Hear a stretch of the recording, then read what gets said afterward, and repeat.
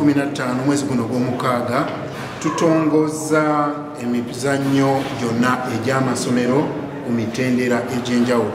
Nga bwe tukimanyi obulungi tuli mwaka tuba n'emizannyo gino, n'olwaleero wabaddewo ekyenjawulo. Tutandise n'omusomo ogutuweereddwa mugenyi waffe omukulu by First Vice President wa Uganda Football Federation. Tusomesezza entambuza y'emizannyo gino n'ebintu ebikulu bye tuteekeddwa okussaako essira, era yatutongolezza emizannyo gino eky'omwaka guno 2023. Tujja kusaba amasomero gonna ku mitendera gyonna nga bwe mwetaba mu kikopo kino okweteekateeka obulungi. Kikulu nnyo amasomero gonna agali mu Bwakabaka nga mwe muli ag'obwannannyini n'ago ge tuyita amasomero ga Nansango okwetaba mu kikopo kino, kubanga tumanyi bulungi nti ebigendererwa by'emizannyo gyaffe gyonna, oba volleyball, basketball, netball, byonna bifaanagana. Nolwekyo tujja kwagaliza amasomero ago season ennungi. Olwaleero mu federations zaffe zonna nga tuzina mu ggwanga, federation eya FUFA yekulembedde era ngenda Federation y'Omupiira mu Uganda is a club builder federation. Ezimba systems and structures ez'amaanyi n'ekola capacity building n'ezifuula function n'ekkiriza nti tuba ne kye tuyita gestation period. Kubanga mulimu abasomesa bakulira ebyemizannyo, mulimu ba coaches ne category kyokusatu ne sports officers. Tuli mu lutabaalo olusinga okuba olunene ambaaliza mu kizinga, kwe kusimba ebikopo byaffe eby'amasomero nga by'amaanyi nga tulina ebigendere nti wansi eno emizannyo gyaffe gyonna, oba mupiira oba volleyball oba basketball, buli kika kya muzannyo, kubanga buli muzannyo gufaanagana. Bw'abadde asomesa awo ndabye nga byasomesa, owa netball abyetaaga, owa basketball abyetaaga, owa volleyball abyetaaga.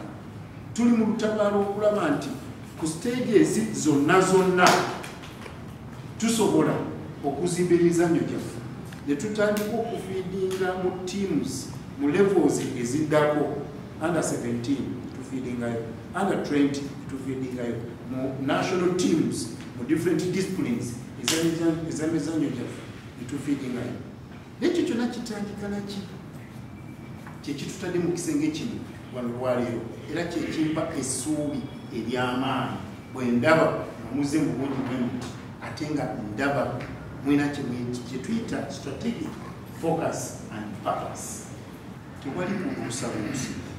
Obwakabaka bwokka si beneficial,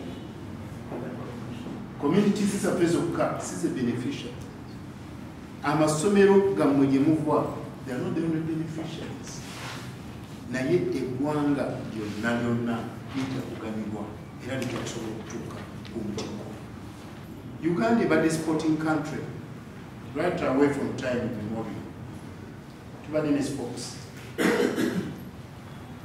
n'ebintu abakulu bano byenda babataddeko essira, nze ndowooza nti bye lyabiragajjalirwa mu biseera by'abantu bannaffe abatuzuukusa amaaso bakawooya, mukadde waffe babidandisali n'abalala bonna, tiimu ezo basebulu ne banyabo, abantu abo baali b'amaanyi naye baazimba tiimu zino. Waliwo ebintu ebyali birina okukolebwa mu boardroom ebitaakolebwa mu ndowooza, waliwo ebintu ebyali birina okukolebwa mu offices nabikoonyeeko, issues like governance byali byetaaga okuteeka ku strategic focus.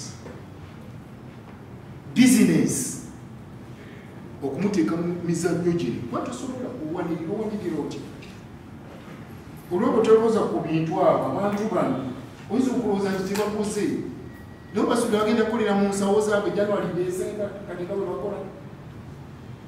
Ndi mumativu bakoze buli kye bateekeddwa okukola, naye kaakati bino bitutandise okulowoozaako stage eno ze ndowooza nti bye bikulu.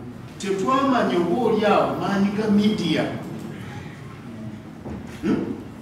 tetwamanya maanyi ga media mu myaka eyo. Senga twagamanya gani twandibadde wala nnyo, era bw'oba oli abantu baana baffe bangi bandibadde ebiseera ebyo bagenze mu professional football w'amaanyi ddala kubanga twalina abantu abalina talent ez'enjawulo wewabamu basobola okufulumako wano bagenda mu africa ba Jackson Mayanja banaffe basamusimbwa ebitone byabwe byali waggulu nnyo tetwamanya bukulu bwa kutandika kuteekateeka baana bato beteekateeka by default